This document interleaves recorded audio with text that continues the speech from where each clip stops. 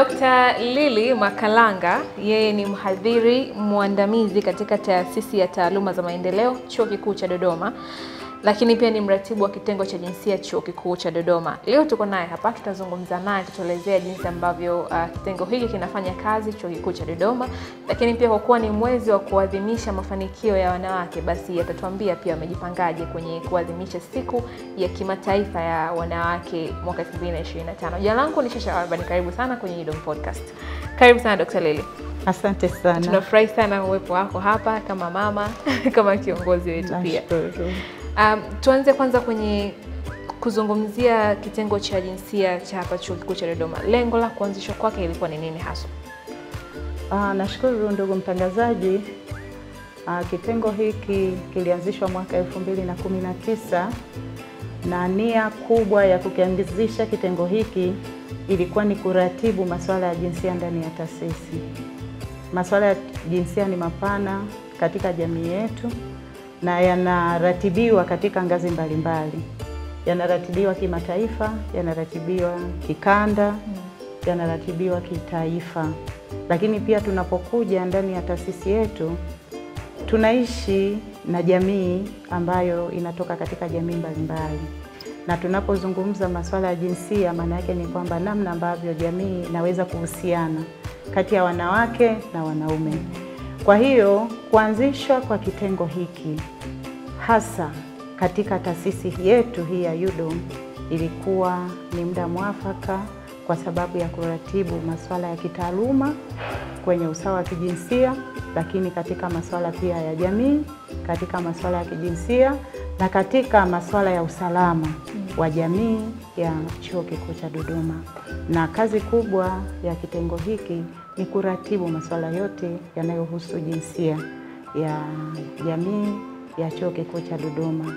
Na tunapozungumza masuala ya jinsia ndani ya Chuo Kikuu cha Dodoma, tunahusisha jamii yote, wanaume na wanawake, wavulana kwa wasichana.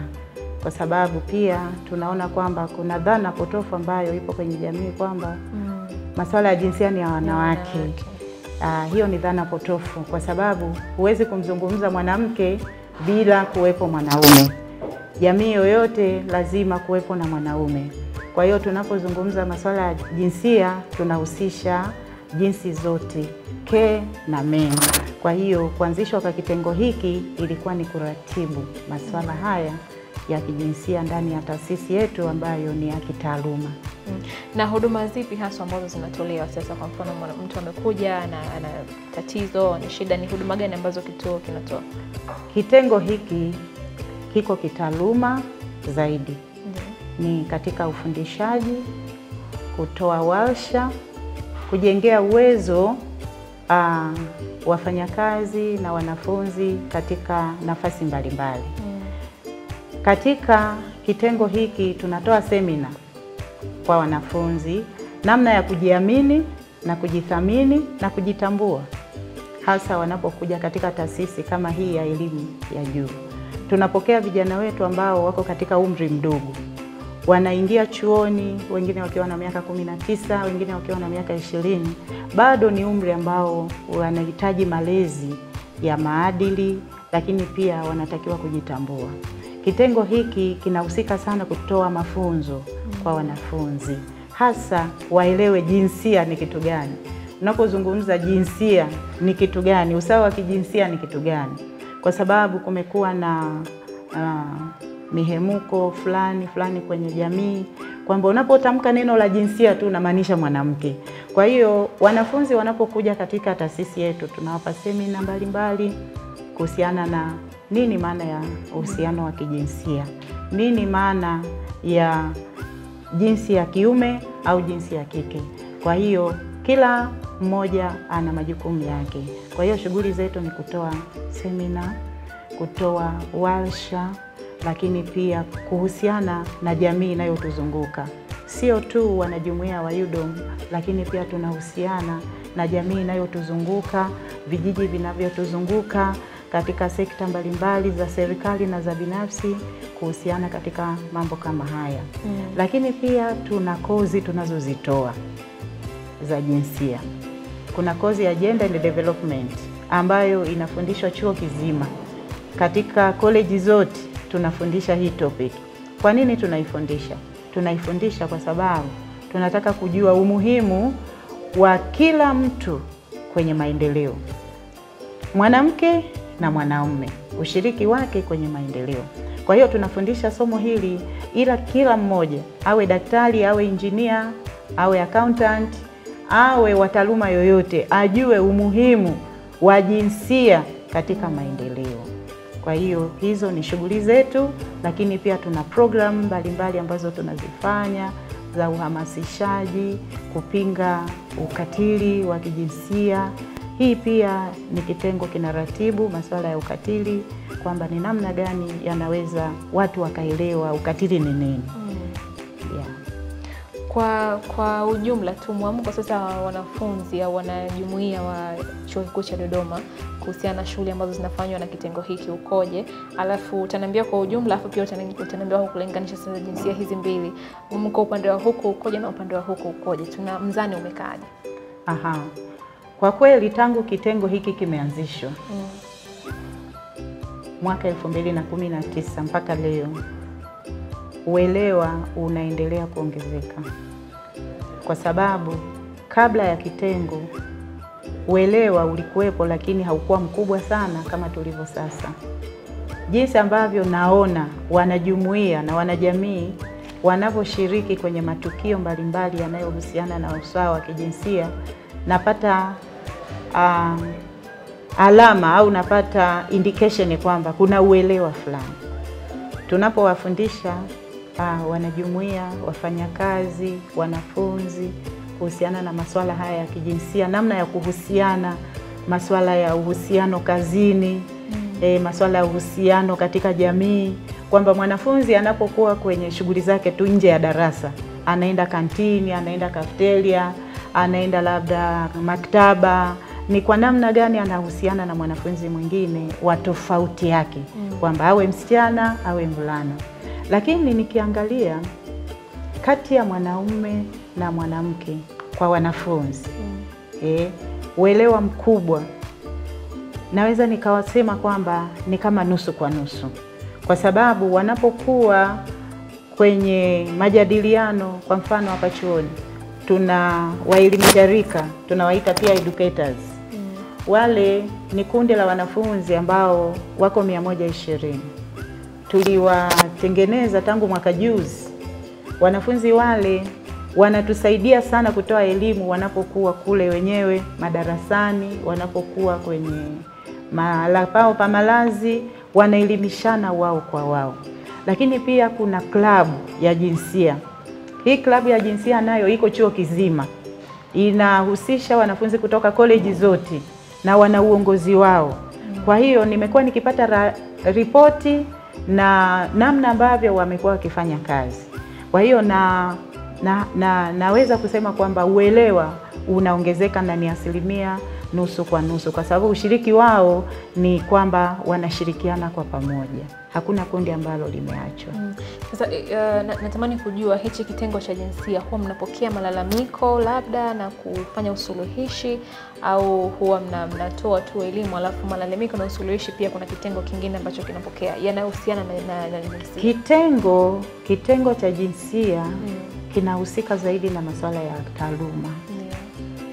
Lakini mwaka 2022 tulizindua dawati ya jinsia. Dawati hili yalikuwa ni maelekezo ya serikali kwamba kila taasisi ya elimu ya juu ianzishe dawati. Dawati hili tulilizindua mwezi wa 7 tarehe 21 hapa chuoni, na dawati hili liko katika jengo la utawala wa IDS. Dawati hili kazi yake kubwa ni kupokea malalamiko na kuyaratibu na kuyaandikia taarifa na kuzipeleka hizi taarifa katika mamlaka husika za chuo.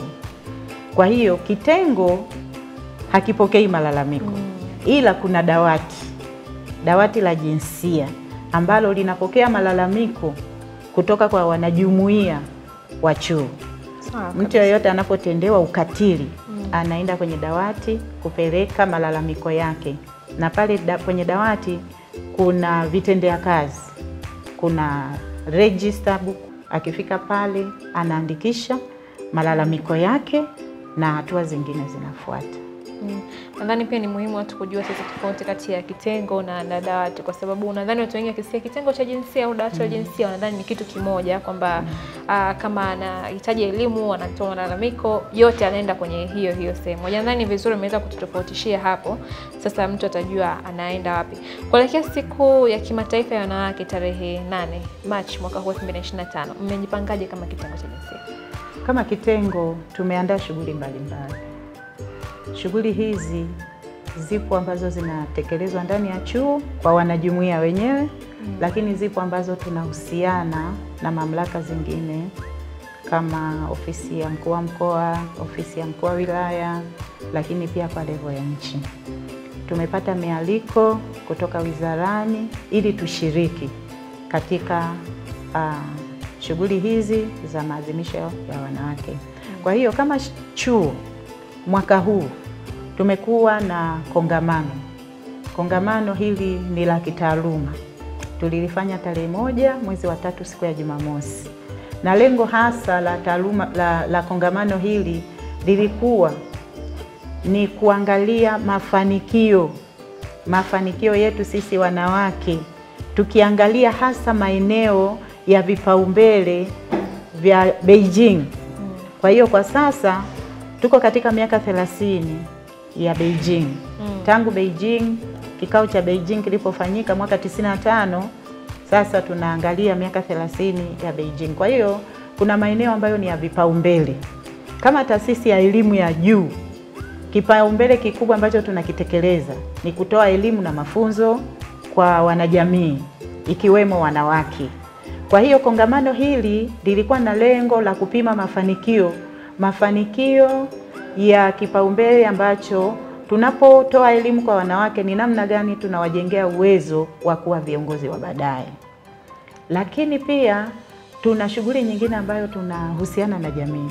Sisi kama chuo ni sehemu ya jamii. Jamii inatamani kuona kama taasisi tunafanya nini. Kwa hiyo leo mchana huu tunakutana na wanafunzi kutoka shule za sekondari za jirani yetu. Tunakutana nao, tunazungumza nao. Sisi kama viongozi, sisi kama watu wa vyuoni, tuna maarifa ambayo tunaweza kuwasaidia watoto wetu ili pia nao waweze kuhamasika kwamba ni namna gani wafanye nini ili waweze kufikia ngazi za elimu ya juu. Kwa sababu kuna shule ziko jirani hapa. Hatutegemei kwamba mtoto anasoma Makulu pale au anasoma Ng'ong'ona pale hajui hata mazingira ndani ya chuo cha Dodoma, anajua tu kuna chuo kiko pale, lakini imekuwa ni muda mwafaka wa kuwaleta waone hata mazingira. Lakini pia tuzungumze nao watoto wetu wa kike, tuwaambie kwamba ni namna gani mnaweza kufikia hapa mkawa wanafunzi, mkaja kuwa viongozi ndani ya taasisi hii, kwa sababu hiki chuo ni cha umma. Huenda unaweza ukawa mkurugenzi wa taasisi au ukaja kuwa kiongozi mkubwa ndani ya chuo kikuu cha Dodoma. Lakini shughuli nyingine tunayoifanya, tunatembelea shule moja inaitwa Mpunguzi. Mpunguzi iko ndani ya jiji la Dodoma. Shule hii ni ya wasichana na wavulana. Tunatamani tukaitembelee shule hii kwa sababu tulipata tu mwaliko siku za nyuma, lakini tukawa hatuna nafasi. Kwa hiyo tumeona ni muda mwafaka tukawaone, lakini pia tuweze kuzungumza nao namna ya mahusiano ya watoto wa kike na wa kiume, jinsi ambavyo wanaweza kuhusiana, lakini pia na kuwaelezea namna ya kupinga ukatili wa kijinsia ndani ya jamii yetu. Kwa sababu ukatili wa kijinsia ndio unadumaza zaidi maendeleo ya wasichana na wanawake kwa ujumla. Kwa sababu wanapofanywa ukatili hawezi kusoma vizuri, hawezi kuwa na moyo wa kujituma, kwa sababu huko nyuma unakuta kuna vitu labda vinamsukuma, acha shule, nenda kaolewe katika umri mdogo. Kwa hiyo tunataka tuwafikie, japo ni shule moja, lakini tunaenda taratibu, wakati mwingine tutaenda na shule zingine. Na shughuli nyingine ya mwisho sasa itakuwa ni ya kilele ambacho ni tarehe 8. Katika nchi yetu kila baada ya miaka 5 huwa kuna maadhimisho kitaifa mwaka huu, mwaka 2025, maadhimisho ya kilele cha siku ya mwanamke yanafanyikia Arusha, na mgeni rasmi atakuwa Mheshimiwa Rais Dr. Samia Suluhu Hassan. Kwa hiyo UDOM na sisi hatubaki nyuma. Kuna wawakilishi watatuwakilisha kule kwenda kupeperusha bendera ya UDOM, ili na sisi tukaungane na wanawake wenzetu kutoka mikoa mingine. Lakini kuna wengine watatuwakilisha kwa ngazi ya wilaya, kwa sababu maadhimisho hapa kiwilaya yatakuwa pale Chinangali Park. Kwa hiyo kuna wenzetu wengine watatuwakilisha pale na wengine watatuwakilisha kitaifa kule Arusha. Hizo ndizo shughuli ambazo kitengo kimeandaa kwa mwaka huu. Nimefurahi sana unavyosema kuhusu hii shule ya Mpunguzi kwamba ni shule ya jinsia zote mbili na mmepanga kutembelea hususan kipindi hichi cha siku ya wanawake, kwa sababu nyuma hapo umesema kwamba swala la jinsia ni halijabezi tu kwenye mwanamke, halijajikita kwenye swala la mwanamke, ni jinsia zote mbili. Natamani, najua hii ni mada pana sana tukisema tuanze kuzungumzia kwa sasa, lakini natamani uniambie tu kwa ufupi wakati mnatoa hiyo elimu na mafunzo kama kitengo cha jinsia, ukatili wa kijinsia kwa generally tu kifupi anaweza kufanyiwa mtu gani na ni nini viashiria vya ukatili wa kijinsia? Neno ukatili ni kitendo ambacho anatendewa mtu ambacho kinamletea madhara kwake. Kinamletea madhara kihisia au kimwili au kiuchumi au kingono. Jambo hili linaweza kumpata mtu yoyote, awe mwanaume, awe mwanamke, katika mazingira yoyote. Kwa hiyo katika jamii tunayoishi, katika nchi yetu ya Tanzania, hata mataifa mengine katika Afrika, ukatili wa kijinsia unawapata watu wote, wanaume na wanawake, katika namna yoyote ile. Mwanaume anaweza akatendewa ukatili na mwanamke pia anaweza akatendewa ukatili. Kazi yetu kubwa sisi ni kutoa elimu. Ni kwa namna gani, nini ukatili? Mtu mwingine anaweza akapigwa akaona sio ukatili, lakini mwingine anaweza akapigwa akaona huu ni ukatili. Kwa hiyo kazi yetu kubwa sisi kama taasisi, kama kitengo, tunatakiwa kutoa elimu kwenye jamii. Tuwaeleze nini ukatili wa kijinsia, kuna aina ngapi za ukatili, ni viashiria gani ukitendewa utaona kwamba huu ni ukatili wa kijinsia. Kwa sababu kuna mwingine anaweza akatamkia maneno akafurahi akacheka, lakini wewe ukiasikia unaona huu ni ukatili. Kwa hiyo ukatili ni namna ambavyo mtu anaona yeye mwenyewe kwamba jambo hili limemuumiza kiasi gani. Naweza nikakupiga kofi ukaona ni ukasema ni poa, umeona? Ukasema hili jambo ni poa, lakini mtu mwingine anaweza akanipiga kofi akasema amenionaje mimi huyu mtu, kwa nini amenipiga kofi? Yani jambo lile linamuumiza, yani linamuembarrass.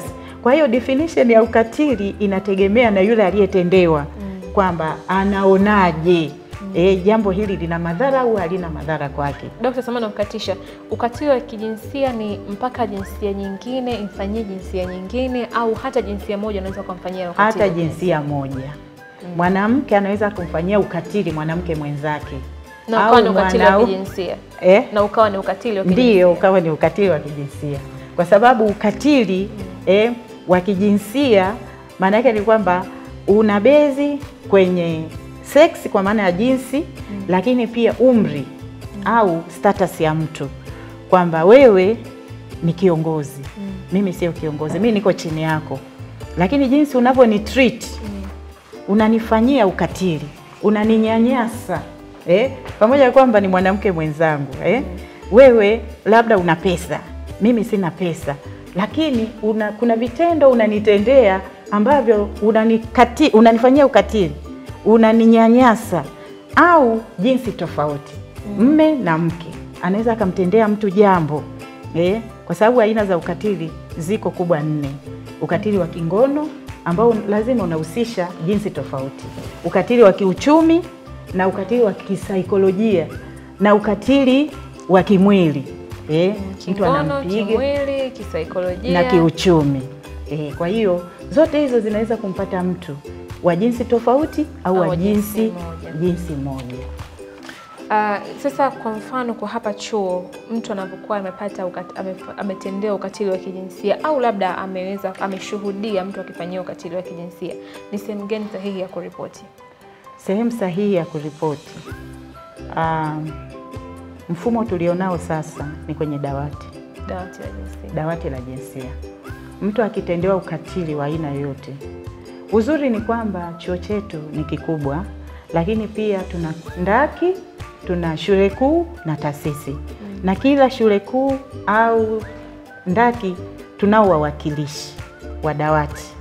Kwa hiyo mtu aliyeko tiba akiona kuja IDS kwenye dawati ni mbali, kuna mwakilishi kule, anaweza akamuona, akamweleza shida yake. Lakini ripoti inakuja kwenye dawati kwamba huku tiba, huku education, huku Kobe, mwanafunzi anaona tabu, labda akodi bajaji, akodi bodaboda, aje ripoti huku, labda anahitaji attention ya haraka. Kuna wawakilishi wetu wa dawati wako kila college. Kwa hiyo mwanafunzi wa kike, wa kiume, kama ametendewa ukatili wa aina yoyote, akamuone mwakilishi wake. Na hawa wawakilishi wanajulikana. Wanafunzi wetu hasa wanapokuja mwaka wa kwanza, tumekuwa tukiwatambulisha kwamba huyu ni mwakilishi wa social, huyu ni mwakilishi wa Kobe, huyu ni mwakilishi wa hapa na hapa na hapa. Wanawafahamu. Kwa hiyo tunatamani wawatumie. Kama akipata jambo lolote, afike amweleze na yeye atalileta kwenye dawati moja kwa moja. Kumekuwa kuna ukatili sasa kwenye mitandao ya kijamii. Watu wanachukulia ni sawa kurusha maudhui ambayo pengine atamuumiza mtu mwingine. Tumeshuhudia watu kadhaa wakitaka kutoa maisha yao, watu kadhaa kuacha masomo vyo baadhi, na ni jambo ambalo sasa linakuwa kwa sababu utandawazi unakuwa, mitandao ya kijamii inakuwa kwa kasi. Huu ukatili wa mitandao ya kijamii kwa Chuo Kikuu cha Dodoma tunaudhibiti vipi na tunaweza kuongelea vipi ili usiweze kuleta madhara haya makubwa ambayo tunayashuhudia huko nje? Teknolojia kama ulivyosema inakuwa kila siku, kwa sababu kila siku utaalamu unaongezeka, na hasa sasa hivi mitandaoni kuna mambo mengi, na vijana wetu hawa ambao ndo wanakuja vioni wakiwa wadogo, wengine unakuta ndo anakuwa ndo ameanza kutumia simu akiwa chuoni. Anatokea sekondari alikuwa hana simu, ananyimwa kabisa. Ananyimwa kabisa, haruhusiwi kuwa na simu, hata mzazi amnunulii. Lakini sasa akija chuoni anamiliki simu. Kwa sababu sasa angalia vitu vingi kwenye simu, akaunti zao labda za kujisajili, matokeo na kadhalika. Ni vizuri kuwa na simu, lakini isipotumiwa vizuri inaleta madhara. Tumeshuhudia wanafunzi wengi wanadhurika kisaikolojia, anaumizwa. Kwa nini? Kwa sababu anapostiwa kwenye grupu la darasa. Maana yake ni kwamba anadhalilika. Na kuna wengine mpaka wanadiriki kusema kwamba mimi siwezi tena kukaa, naona aibu. Siwezi tena kukaa chuo hiki, naona aibu. Kwa nini? Kwa sababu labda kuna mtu alimpiga picha. Kuna mtu alimpiga picha yuko kwenye mavazi fulani. Kuna mtu alimrekodi anaongea na mtu. Labda kuna mtu alimvizia mahali anaongea na simu akarekodi maongezi. Umeona? Sasa vitu kama hivyo vinasababisha taharuki kwa mtu anayetendewa. Sisi kama chuo, wito wetu tu ni kwamba ukatili wa aina yoyote, uwe wa mitandaoni, kwa sababu masuala ya mitandaoni kuna mamlaka pia zinazohusika na masuala ya mitandaoni. Kwa hiyo mtu yoyote anayefanywa ukatili wa mitandaoni aripoti, alete taarifa, kwa sababu dawati halihusiki tu na mambo ya taarifa tu kuziandika kwenye register. Tunashirikiana pia na mamlaka zingine, TAKUKURU, polisi, ustawi wa jamii, maendeleo ya jamii. Kwa hiyo inategemea na context ya jambo jinsi lilivyoripotiwa. Sasa kwa mfano, mtu alikuwa bafuni, anaoga, anajua anaoga. Kumbe kuna mtu nje anamrekodi. Baadaye anaanza kumwambia kwamba wewe kila siku nakuita utaki. Huyu hapa ni nani? Sema Ila uje block 2 au post. Au uje au usije, usipokuja na ipost. Umeona? Vitu hivi vimekuwa vikiwaumiza sana hasa watoto wa kike. Hasa watoto wa kike, wanafunzi wa kike wanateseka sana na ukatili wa jinsi hii. Kwa hiyo tunaendelea kuwasisitiza wanafunzi wetu kwamba hizi simu ni kwa ajili ya kurahisisha mawasiliano, lakini pia mzitumie kwa ajili ya makusudi mazuri. Lakini wanapozitumia ndivyo sivyo, maana yake ni kwamba zinawadhuru wengine. Maana yake ni kwamba sheria inachukua mkondo wake. Kama umemfanyia mtu ukatili wa mtandaoni, maana yake ni kwamba kuna mamlaka ambazo zinadhibiti. Sisi kazi yetu kama dawati ni kutoa taarifa kwamba huyu ameleta taarifa hii, amepigwa picha, amerekodiwa, ameandikiwa ujumbe labda wakumdhalilisha. Hiyo sio sawa. Maana yake ni kwamba tutaripoti kwenye mamlaka husika na mamlaka husika zitachukua hatua. Lakini pia kwa mfano kwa wanafunzi, wana student bylaw inagusia mambo yote haya. Lakini na sisi chuo tuna sera zetu. Kuna sera ya jinsia na sera ya kupinga ukatili wa kijinsia. Na miongozo mingine ya serikali. Tunashukuru sana Dr. Lily kwa kazi kubwa ambayo mnafanya, kazi kubwa sana na njema. Nashukuru sana. Kauli mbiu ya mwaka huu wanawake na wasichana 2025, imarisha haki, usawa na uwezeshaji.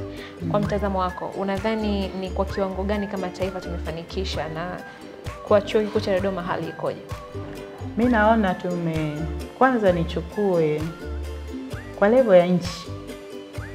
Nikichukua tu hata tangu tumepata uhuru, tukiangalia haki na usawa mpaka leo, tumesherehekea juzi miaka mingapi ya uhuru, mingi.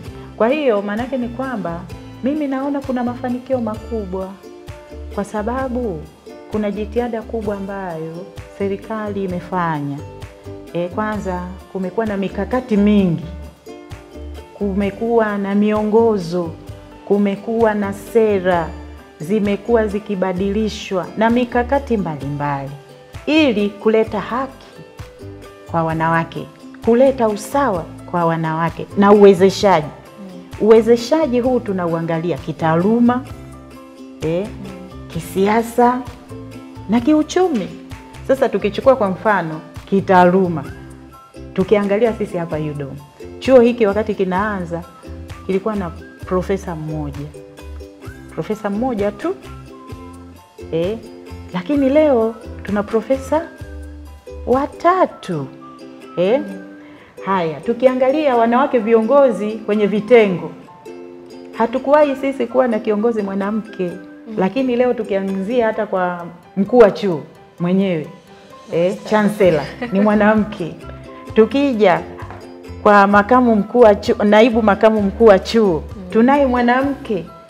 Wakuu wa idara ndio usiseme, wakuu wa vitengo wanawake.